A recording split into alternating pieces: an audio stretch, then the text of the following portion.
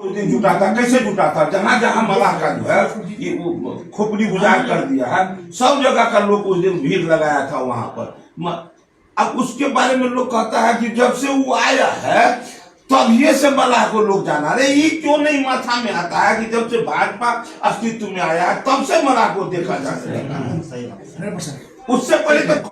नमस्कार, आप मुझे बागमती न्यूज पर देख रहे हैं। मैं हूं दिनेश साहनी आजाद गांधी। इस वक्त मेरी मौजूदगी पटना में है और यहाँ पे जो भाजपा कोटे से मंत्री जी बने हैं एमएलसी हरी साहनी, उनके मकान के पास में चाणक्य होटल के पीछे पटना में, और उनसे बातचीत हुई है। बातचीत में थोड़ा गुस्से भी हो गए थे। वैसे दिल के बहुत अच्छे आदमी हैं। पिट्टू साहनी के मुद्दे पर मूलतः मैं इनसे बात करने आया था और इनसे जो इंटरव्यू लिया है आप उसको देखिए। और बहुत लोग इनसे सवेरे से आ रहे हैं, मिल रहे हैं। सबसे पहले आपको मंत्री बनने पर हार्दिक बधाई।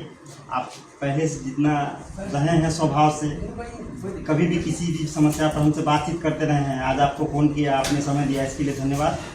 जानना चाहते हैं कि बिहार के विकास के लिए ऐसा आप क्या सोचते हैं? जो बाबू आपको कहते हैं ना बिहार के विकास के लिए हम सोचते हैं, पार्टी का जो थीम है, पार्टी जो मार्ग तैयार करती है उसका लोग पालन कर ले।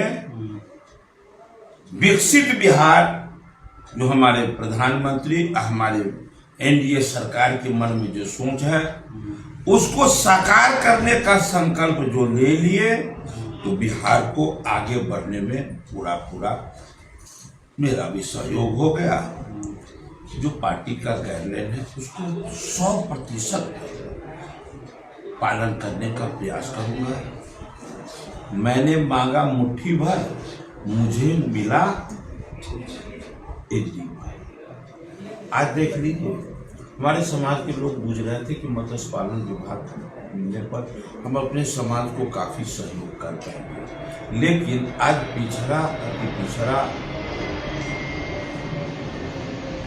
के लिए आज जो हमको जो पद मिला है, आप समझ जाइए कि अति पिछड़ा में एक समाज है निषाद समाज, और अति पिछड़ा में 36% है।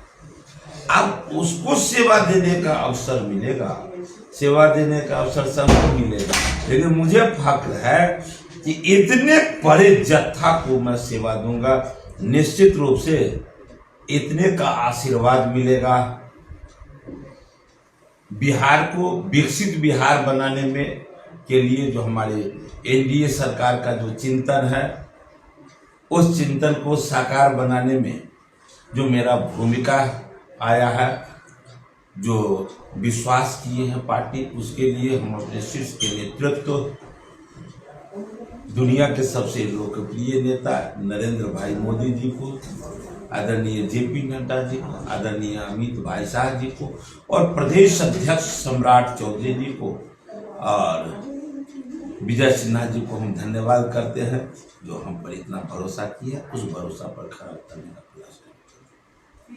मेरा एक और मुद्दा रहा है, जैसा आप मिले थे ये मुजफ्फरपुर में गायघाट में जो नाव हादसा हुआ था, उस दरमियान मिले थे। पिंटू को जो है राष्ट्रपति पुरस्कार मिले और उसको कुछ मिले, इसके लिए आप भी कहे थे कि हम प्रयास करेंगे, तो इस बारे में आप क्या कहेंगे? मैंने आपको उसके लिए क्या क्या करना है जी वो आपको बताया। जी और केवल आप ही को नहीं, समाज में जो उत्कृष्ट सेवा देने वाले हैं उन सभी लोगों को सम्मान मिले, ताकि उत्कृष्ट सेवा देने वाले सम्मानित होंगे तो एक प्रोत्साहन मिलेगा वैसे काम करने वाले लोगों को। तो उसके लिए हमसे आप जिस तरह का सहयोग लेना चाहेंगे देंगे, और आप उस प्रोसेस को आगे बढ़ाते रहिए और हमको भी उससे अवगत कराते रहिए। दूसरी बात, निषाद समाज पे ऐसा कौन सा मुद्दा लगता है जो बहुत जरूरी है निषाद समाज के लिए? आप 2 शब्द कहिए।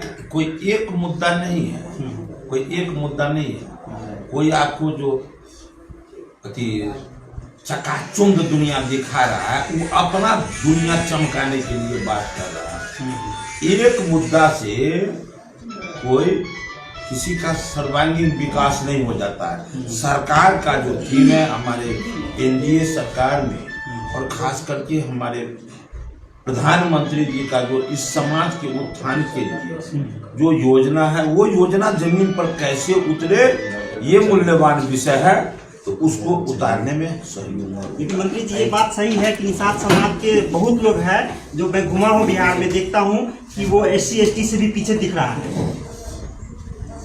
मैं कहाँ नहीं मान रहा हूँ, तो उसी के लिए इसी बात से आप जो देख रहे हैं उत्थान, तो 60 साल तक कांग्रेस की सत्ता में, उस समय में उसने क्या दिया, उसके बाद नरेंद्र मोदी जी आए हैं, तब ये ना जो कुछ देख रहे हैं।